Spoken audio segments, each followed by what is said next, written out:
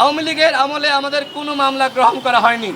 এমনকি ডাকসুর ভিপির রুমে যে হামলা হয়েছিল সেই হামলার প্রেক্ষিতে আমরা পরবর্তীতে সাদ্দামকে আসামি করে মামলা করতে আসি, মামলা নেওয়া হয়নি। আমার উপরে বর্বর নির্যাতন করেছিল সেই কুখ্যাত এডিসি ইশতিয়াক আহমেদ। আমি আন্তর্জাতিক অপরাধ ট্রাইব্যুনালে বাদী হয়ে তার বিরুদ্ধে মামলা করেছি। আজকে আমি ভিসি আখতারুজ্জামান, ডক্টর গোলাম রাব্বানী সহ জাহাঙ্গীর কবির নানক তাদের বিরুদ্ধে আজকে শাহবাগ থানায় বাদী হয়ে মামলা করেছি। এইভাবে আমাদের মামলা চলমান থাকবে।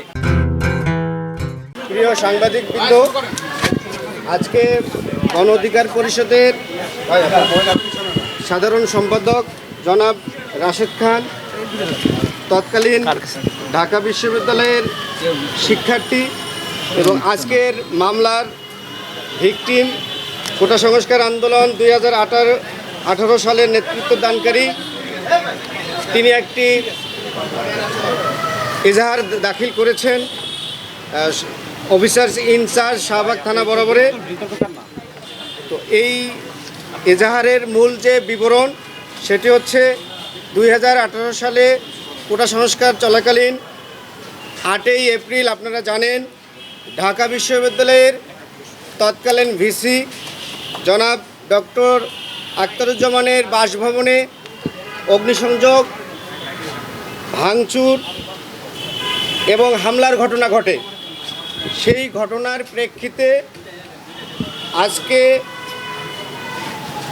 উনি একজন ভিকটিম হিসেবে তৎকালীন ছাত্র আন্দোলনের প্রতিনিধি হিসেবে আজকে এই এজাহারটি দাখিল করেন, এজন্য যে তৎকালীন আওয়ামী লীগ সরকারের আমলে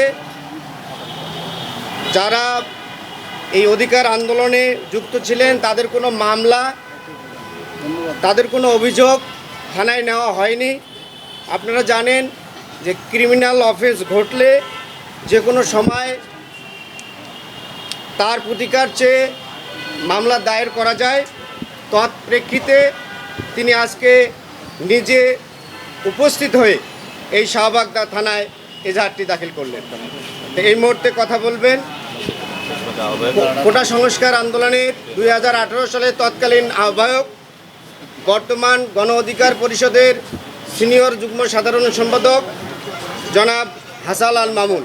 এরপরে এই মামলার ভিকটিম হিসেবে আজকের মামলার এজাহারকারী জনাব রাশেদ খান কথা বলবেন। ধন্যবাদ সকলকে। আমরা ইতিপূর্বে যখনই মামলা দায়ের করতে গিয়েছি আওয়ামী লীগের আমলে আমাদের কোনো মামলা গ্রহণ করা হয়নি। এমনকি ডাকসুর ভিপির রুমে যে হামলা হয়েছিল সেই হামলার প্রেক্ষিতে আমরা পরবর্তীতে সাদ্দামকে আসামি করে মামলা করতে আসি, মামলা নেওয়া হয়নি। পুলিশ তার মতন করে একটি মামলা করেছিল। যেহেতু একটি অভ্যুত্থান হয়েছে, ছাত্রলীগের আওয়ামী লীগের পতন হয়েছে, আমরা প্রত্যেকটা ঘটনার সুষ্ঠু তদন্ত এবং বিচারের স্বার্থে আমরা এখন মামলা দায়ের করছি। এর আগে আপনারা দেখেছেন রিমান্ডে আমার উপরে বর্বর নির্যাতন করেছিল সেই কুখ্যাত এডিসি ইশতিয়াক আহমেদ। আমি আন্তর্জাতিক অপরাধ ট্রাইব্যুনালে বাদী হয়ে তার বিরুদ্ধে মামলা করেছি। আজকে আমি ভিসি আখতারুজ্জামান, ডক্টর গোলাম রাব্বানী সহ জাহাঙ্গীর কবির নানক তাদের বিরুদ্ধে আজকে শাহবাগ থানায় বাদী হয়ে মামলা করেছি। এইভাবে আমাদের মামলা চলমান থাকবে। আমাদের সহযোদ্ধারা যেখানে যে আক্রান্ত হয়েছে, যেখানে হামলা হয়েছে, প্রত্যেকটা হামলার বিপরীতে আমরা এখন মামলা শুরু করেছি। এটি কোনো মামলা বাণিজ্য না, এটি আমাদের উপর যে অন্যায় করা হয়েছিল, জুলুম করা হয়েছিল, সেই জুলুমের বিচার চেয়ে আমরা ধারাবাহিকভাবে এই মামলা আমরা শুরু করেছি। থ্যাংক ইউ সবাইকে। ধন্যবাদ। প্রিয় সাংবাদিক ভাইয়েরা, 2018 সালের 8 এপ্রিল রাত 1:30 নাগাদ তৎকালীন আওয়ামী লীগের সভাপতি মণ্ডলীর সদস্য জাহাঙ্গীর কবির নানক এবং এনামুল হক শামীম, এই দুজন ঢাকা বিশ্ববিদ্যালয়ের শিক্ষার্থীদের আন্দোলন চলাকালীন সময়ে তারা এই ঢাকা বিশ্ববিদ্যালয়ে প্রবেশ করে। সাধারণ শিক্ষার্থীদের প্রতিনিধিদের মুখে তৎকালীন ছাত্রলীগের কেন্দ্রীয় সভাপতি সাইফুর রহমান সোহাগ এবং SM জাকির হোসেন, ঢাকা বিশ্ববিদ্যালয় শাখার তৎকালীন সভাপতি আবিদ আল হাসান এবং সাধারণ সম্পাদক মোতাহার হোসেন প্রিন্সের নেতৃত্বে 2018 সালে রাত 1টা নাগাদ সাধারণ শিক্ষার্থীদের উপর হামলা চালায়। তারই প্রেক্ষাপটে সাধারণ শিক্ষার্থীরা তখন ছাত্রলীগকে ধাওয়া দেয়। সেই ধাওয়া খেয়ে ছাত্রলীগ তখন রাজু ভাস্কর্য থেকে পলায়ন করে। পরবর্তী সময়ে এই সাধারণ শিক্ষার্থীদেরকে এবং 2018 সালে কোটা সংস্কার আন্দোলনে নেতৃত্ব দেওয়া ছাত্র সংগঠন বাংলাদেশ সাধারণ ছাত্র অধিকার সংরক্ষণ পরিষদের নেতাকর্মীদের বিরুদ্ধে একটি পরিকল্পিতভাবে ঢাকা বিশ্ববিদ্যালয়ের ভিসির বাসভবনে তখন হামলা চালায়। সেই হামলার পরিকল্পনাটি হয় সূর্য সেন হলের সামনে থেকে। ছাত্রলীগের নেতাকর্মীরা পরিকল্পিতভাবে ভিসির বাসভবনে অগ্নিসংযোগ ঘটায় এবং হামলা চালায়। পরবর্তী সময়ে এই মামলায় আমাদের বর্তমান গণ অধিকার পরিষদের সাধারণ সম্পাদক সহ মশিউর রহমান, ফারুক হাসান আরও অনেকেই এই মামলায় তাদেরকে গ্রেপ্তার করা হয় এবং রিমান্ডে নেওয়া হয়। আমরা যারা, বিশেষ করে আমি তখন এই ছাত্র অধিকার পরিষদ সংরক্ষণ পরিষদের আহ্বায়ক ছিলাম, ডাকসুর বিপি নুরুল হক নূর, আমরা 30শে জুন যখন অতর্কিতভাবে লাইব্রেরির সামনে হামলার শিকার হই, আমরা হসপিটালে ছিলাম, কিন্তু আমাদের সাধারণ সম্পাদককে গ্রেপ্তার করে দীর্ঘদিন রিমান্ডে নির্যাতন করা হয় এবং এই মামলার, এই যে হামলা হয়েছিল, এই হামলার মাস্টার মাইন্ড হিসেবে তাকে কিন্তু আসামি করা হয়। এইখানে যে হামলাটি হয়েছিল এটি পূর্ব পরিকল্পিত। আমরা এই মামলার ভুক্তভোগী ছিলাম। এই পুরো ছাত্র অধিকার পরিষদ এই মামলার ভুক্তভোগী ছিল। আমাদের এই সংগঠনের পক্ষ থেকে আমাদের বর্তমান গণ অধিকার পরিষদের সাধারণ সম্পাদক জনাব রাশেদ খান সেই মামলাটির এখন বর্তমানে একটি এজাহার দায়ের করছেন।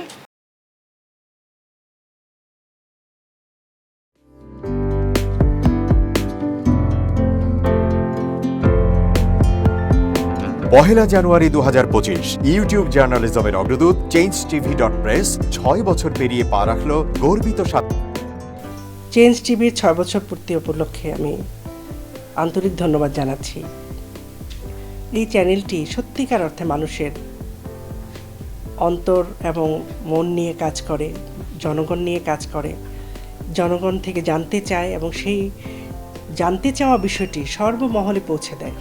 সুতরাং আমি দেখেছি চেঞ্জ টিভির অনেকগুলো অনুষ্ঠান, সবগুলো আমাদের নিজেদেরগুলি সহ তারা চমৎকারভাবে উপস্থাপন করেন এবং তাদের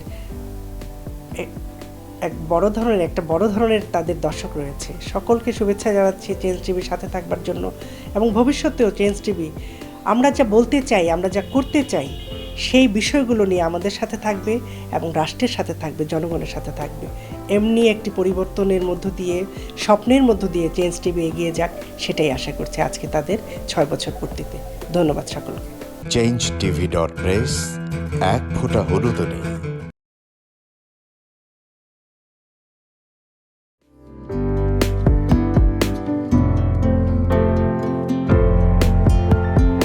পহেলা জানুয়ারি 2025 ইউটিউব জার্নালিজমের অগ্রদূত changetv.press 6 বছর পেরিয়ে পা রাখল গর্বিত online TV channel change TV 6 বছর ধরে ওনারা কাজ করে যাচ্ছেন।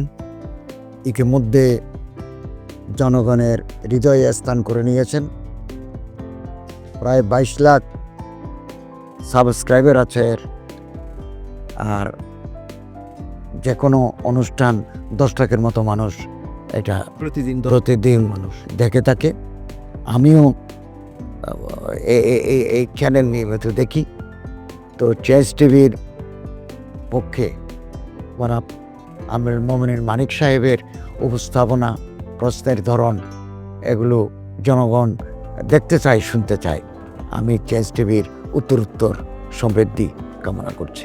changetv.press এক ফোঁটা হলুদও নেই।